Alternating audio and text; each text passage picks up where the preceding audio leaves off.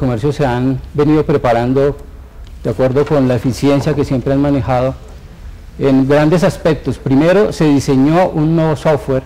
que permite a los usuarios a través de internet ingresar a las páginas web de las cámaras y diligenciar el formulario de manera virtual,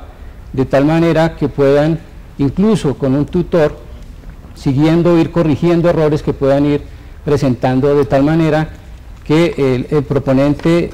se va orientando a través de ese mismo sistema, se le va diciendo cuál es la normatividad que aplica y se le lleva en un proceso muy sencillo para cumplir con esta importante obligación. Vemos que ese es un valor agregado muy importante, porque a partir de la vigencia del decreto 4881 se ha encontrado que los proponentes, al encontrar una nueva legislación, que aunque el decreto 92 del 98 no les cambia los criterios de calificación ni de clasificación, sí es muy importante que tengan certeza sobre cuáles son los documentos que deben entregar para que la Cámara de Comercio efectúe esa verificación documental que requiere. Básicamente las cámaras de comercio están solicitando los datos que estableció el decreto 4881 y que, dicho de una manera más concreta, le va a permitir al proponente, a través de una sola entidad, cumplir con todos los requisitos que anteriormente le tocaba ir a cuanta entidad estatal existía a llevar los documentos, todos los soportes documentales. Ahora lo va a hacer ante una única instancia que es la Cámara de Comercio, y se trata de documentos muy sencillos, balances comerciales, actas de grado, etcétera, que el proponente va a poder cumplir de una forma muy expedita. Adicionalmente, las cámaras de comercio han preparado unos modelos de certificación para que el proponente pueda cumplir con la obligación de llevar las certificaciones que debe pedir el revisor fiscal o que debe pedir el representante legal para acreditar la capacidad técnica, el revisor fiscal para acreditar la capacidad financiera, la capacidad de organización, las entidades públicas y privadas que deben certificar el objeto contractual y la especialidad y la actividad del proponente. Y para todas las disposiciones especiales se tienen modelos de certificación. En total se tienen 20 modelos de certificación que van a servir para orientar a los proponentes en cumplimiento de su obligación. También las cámaras de comercio elaboraron el modelo del formulario que fue aprobado por la Superintendencia de Industria y Comercio, el modelo de la certificación que se les va a entregar de ahora en adelante, y se vienen adelantando capacitaciones para los proponentes en todas las 57 cámaras de comercio que existen en el país. Se avanza en un proceso, en un cronograma de capacitación diaria a todos los proponentes y a los funcionarios públicos, de tal manera que se cubra todo el espectro que se requiere para el cumplimiento de esta nueva función. Bueno, muchísimas gracias, doctor Silva, director de cámaras de Confecámaras.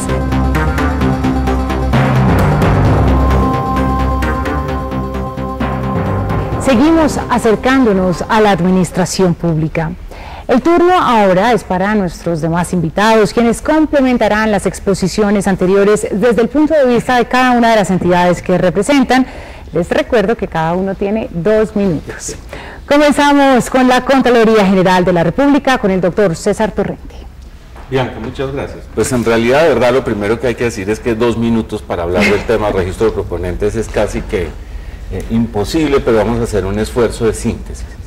La Contraloría General de la República está realmente muy preocupada con el tema del registro de proponentes y quiere advertir sobre los problemas prácticos que este régimen de transición puede ocasionar. Este es uno de los momentos en los cuales uno considera que estas teleconferencias que estamos organizando con la SAP y con Planeación y con la Procuraduría, pues son de la mayor importancia porque le permiten a uno advertir sobre los problemas. Como bien lo mencionaba el doctor Gonzalo Suárez, pues los requisitos de pase o no pase solamente se pueden probar con el certificado de registro de proponentes. Entonces, si hay problemas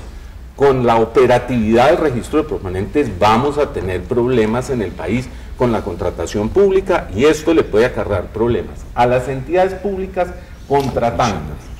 a los contratistas, y obviamente también le puede acarrear problemas a las cámaras de comercio. Yo, de manera muy rápida, quiero señalar que a la Contraloría General de la República le preocupa que ya llevemos 2 decretos expedidos sobre el tema y que al mismo tiempo nos estén advirtiendo que son unos decretos de transición, que son temporales. Aquí las entidades públicas están haciendo un esfuerzo muy grande, los contratistas están haciendo un esfuerzo muy grande para entenderlo. Las cámaras de comercio para adecuarse a ese esquema, y sin embargo es un esquema absolutamente temporal, que la base no la cambia. La ecuación, también lo mencionaba el doctor Gonzalo Suárez, pues sigue siendo la misma ecuación que venía de tiempo atrás. Hay un tema adicional que nos preocupa mucho y es lo que tiene que ver con el alcance de la verificación documental que tienen que hacer las cámaras de comercio, el tema de los recursos de reposición ante las cámaras de comercio y la impugnación.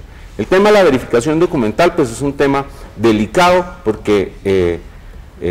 no hay claridad sobre hasta dónde llegan las facultades de las cámaras de comercio. El vicepresidente jurídico de la Cámara de Comercio de Bogotá ahora estaba mencionando cuáles son las principales causales de rechazo. Tenemos entendidos que Confecámaras ha identificado 13 causales de rechazo y la Contraloría General de la República tiene información que de las 45 solicitudes de registro de proponentes que se habían presentado a viernes de la semana pasada en la Cámara de Comercio de Bogotá, las 45 solicitudes habían sido rechazadas. Consecuencia, queremos hacer un llamado muy especial a las entidades públicas para que se capaciten adecuadamente sobre la forma como deben expedirse esas certificaciones, de lo contrario van a ser rechazadas por las cámaras de comercio. A los particulares también para que se capaciten y sepan cómo expedir esos formatos de certificación que ha preparado Confecámaras, y obviamente no quiero terminar sin mencionar que también a la Contraloría General de la República le preocupa la desnaturalización de las cámaras de comercio frente a este tema, toda vez que los litigios que todos conocemos que se presentan en la adjudicación de las licitaciones se van a trasladar a las cámaras de comercio, que solamente van a tener 30 días para definir esos recursos de reposición, y además preocupa que esos certificados, esas inscripciones en el registro solamente van a quedar en firme 30 días después de publicados en el RUE, y también le deja a uno la preocupación de que van a hacer las entidades públicas durante esos 30 días que el registro de proponentes queda en suspenso, o por lo menos no queda en firme hasta tanto no se presenten los recursos de ley. Finalmente, para terminar, también nos preocupa la problemática que se puede presentar con la fecha de junio. Los colombianos lamentablemente dejamos todos para última hora,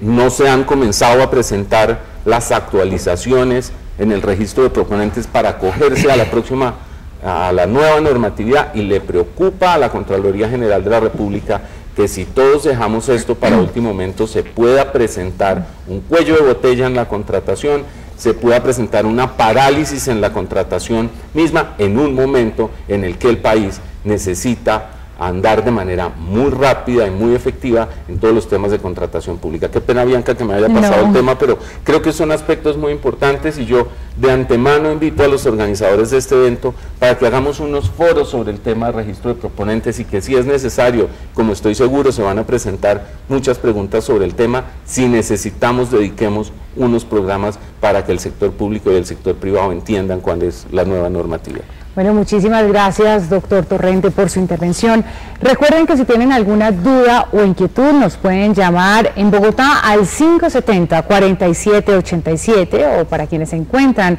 en otra ciudad o población tenemos la línea gratuita nacional 018-954550. Seguimos escuchando a nuestros panelistas. Vamos ahora con el doctor Antonio Gómez Merlano del Ministerio Público. Buenos días. Yo quisiera compartir con ustedes tres aspectos fundamentales de los que han tratado aquí los conferenciantes principales. En primer término, respecto del capítulo de las definiciones. Yo hablaba con el doctor Jorge Pino el sábado en el sentido de que, si bien es cierto que la ley 1150 del 2007 estableció que para efectos de la capacidad residual de los contratistas se debían tener en cuenta todos los contratos que estaban en ejecución, en el decreto 4881 del 2008 de 31 de diciembre variaron esa definición, y ahí se establece que se deben tener en cuenta únicamente los contratos más relevantes que están en ejecución. Eso es una situación difícil porque quienes conocemos el manejo interno de la administración pública en un momento determinado, unos contratos que para algunas personas pueden ser relevantes, para otros no. Y la sumatoria de los no relevantes en